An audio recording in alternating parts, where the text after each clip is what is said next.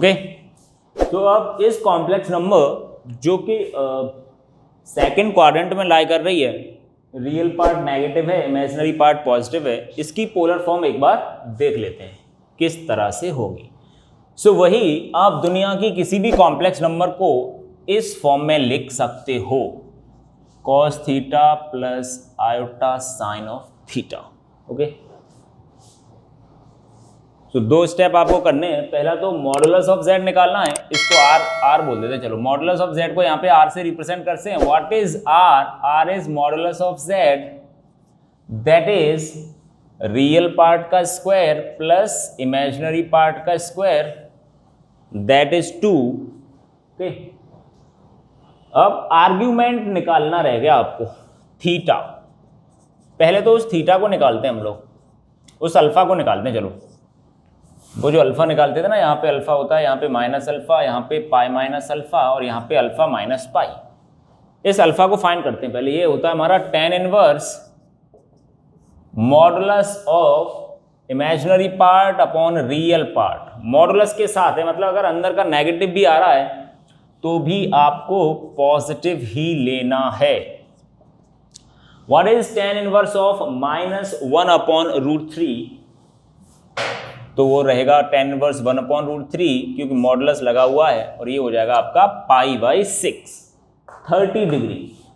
This is your alpha, but this is not argument of z of this complex number. अभी argument z नहीं आया। उसके लिए आप ये देखोगे कि ये कौन से क्वाड्रेंट में लाई कर रहा है, तो ये सेकंड क्वाड्रेंट में। सेकंड क्वाड्रेंट में क्या बताया मैंने?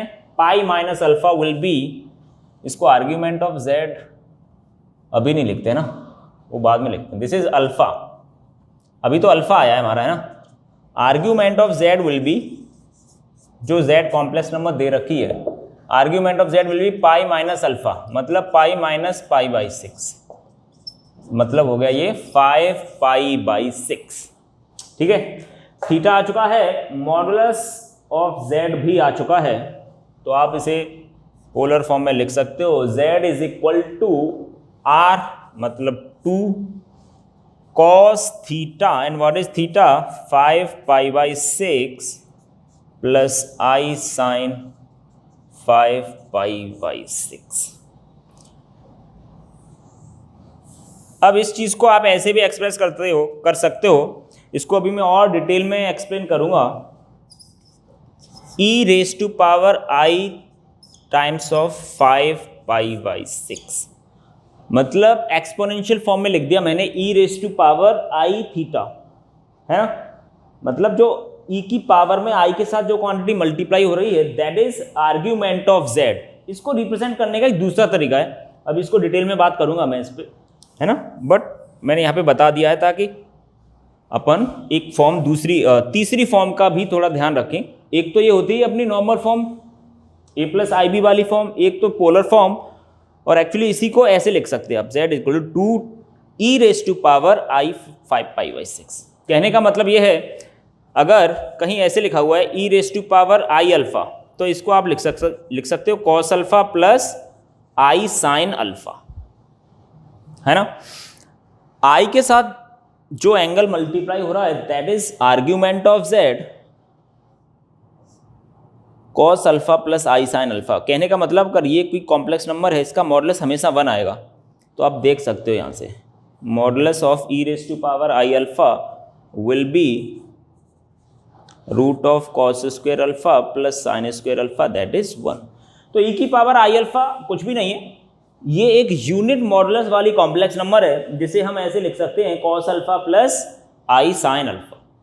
इसका एप्लीकेशन बहुत अच्छे क्वेश्चंस में होता है, जेई मेंस और एडवांस के क्वेश्चन में ना बहुत आसानी से आप क्वेश्चंस को कर पाओगे। तो चलो इसके बारे में बात कर लेते हैं। पोलर फॉर्म मेरे ख्याल से हमने 3-4 अच्छे क्वेश्चंस कर लिए हैं, इससे ज़्यादा इस पे है नहीं कुछ। बात कर लेते हैं इस आयलर्स फॉर्म की, e⁻i थीटा। कहने का मतलब ये है,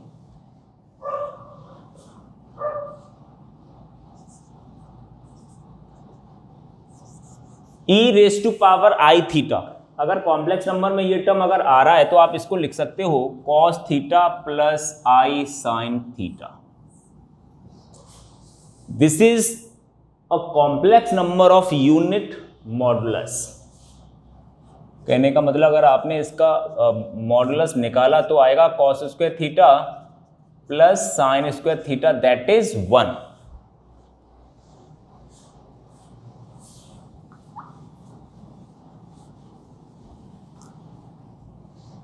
है ना?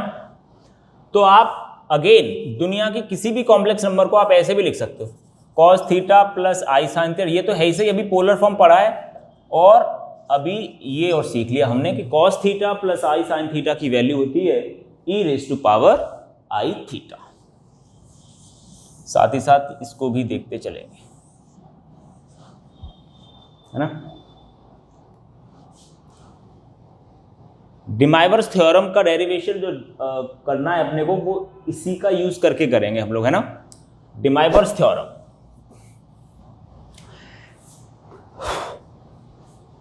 डिमाइवर्स थ्योरम में क्या होता है, यहीं से चलो रिजल्ट निकाल लेता हूं मैं ना।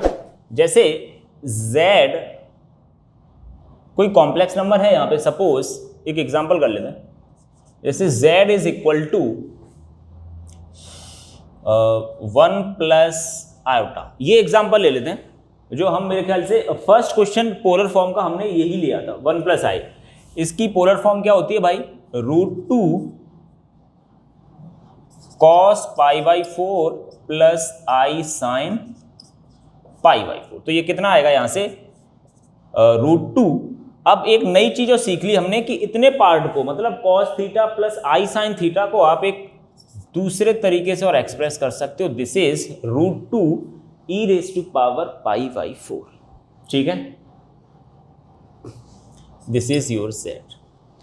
अब कल को कोई ऐसे पूछ ले भाई z रेज टू पावर 10 की वैल्यू बताओ, suppose z raise to power 10 नहीं, यहां पे कर लेते हैं z स्क्वायर। चलो z स्क्वायर, बड़ी बड़ी पावर से पूछ सकता है, बट पहले हम एक आसान छोटी सी पावर लेते हैं, दैट इज 2। एक तो तरीका कि आप यहां से निकालो 1 प्लस आई का होल स्क्वायर करके, बट मैं यहां से बताना चाहता हूं क्योंकि अगर कल को बड़ी पावर आ गई तो आप इसको कब तक एक्सपेंड करोगे ना, तब ये ज्यादा काम में आएगी। z आपने लिख लिया ऐसे √2 e raise to power i π/4 और इसका स्क्वायर, है ना? यही तो है z स्क्वायर। व्हाट इज √2 का स्क्वायर, 2। √2 का स्क्वायर 2 हो गया, ई रेज टू पावर π/4। इस पावर में आप 2 से मल्टीप्लाई करोगे तो हो जाएगा i टाइम्स ऑफ π/2। अब e raise to power i π/2 क्या लिख सकते हो आप, cos π/2 plus I sine π/2। So what is cos π/2, 0। What is i sine π/2, तो देखो 2i आ गया z स्क्वायर। और जैसे अगर आप यहां पे भी स्क्वायर करोगे तब भी 2i ही आएगा। व्हाट इज 1 प्लस आई का whole square, a square plus b square plus 2ab। 1 plus I square से 1 खत्म, 2ab 2i, ये हो गया।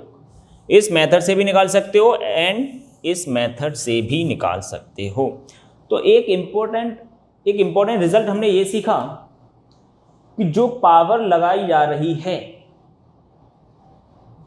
वो आर्ग्यूमेंट में मल्टीप्लाई हो रही है। E raise to power i π/4 into 2 हुआ, है ना?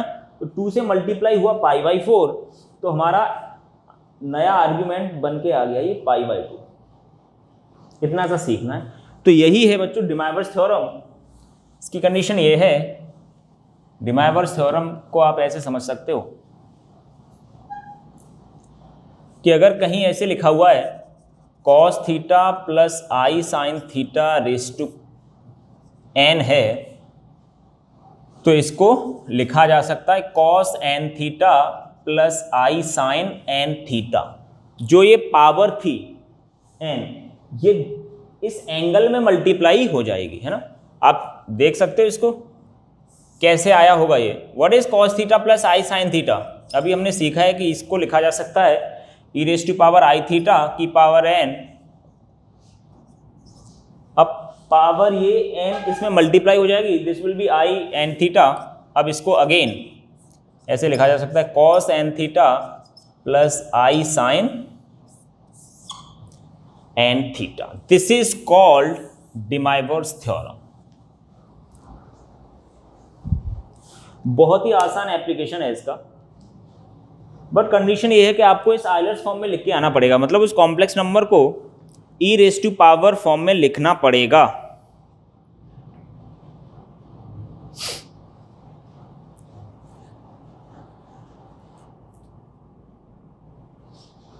है ना, कंडीशन ये है कि आपको पोलर फॉर्म, मतलब पोलर फॉर्म से ही तो ये ड्राइव किया है ना हमने, e raise to power I theta में कैसे लिखना है ना, दिस इज कॉल्ड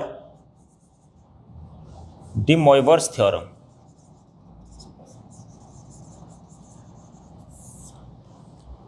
है ना, बहुत ही आसानी से आप बड़ी बड़ी पावर्स को डील कर सकते हो किसी भी कॉम्प्लेक्स नंबर का, बट कंडीशन ये रहेगी कि आपको पोलर फॉर्म में रिप्रेजेंट करना पड़ेगा। That is this R cos theta plus I sine theta, फिर इतने पार्ट को एक नया टर्म दे दिया हमने, that is E raise to power I theta.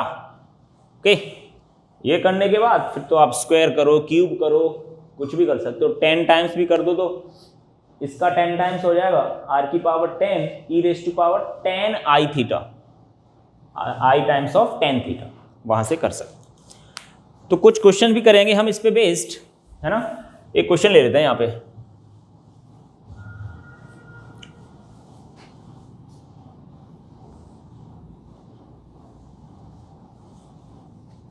D Moivre's theorem का एप्लीकेशन देखते हैं ना, application of D Moivre's theorem.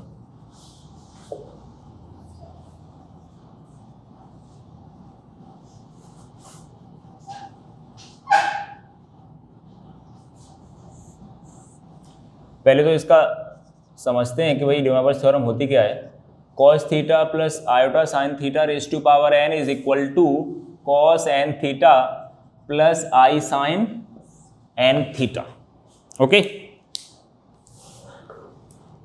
बहुत ही आसान से क्वेश्चन करेंगे। पहले अगर कहीं लिखा हुआ है cos pi by 5 plus I sine pi by 5 की पावर 5, सपोज ये क्वेश्चन ले लेते हैं एक बहुत ही आसान, ये भी एक कॉम्प्लेक्स नंबर ही है भाई,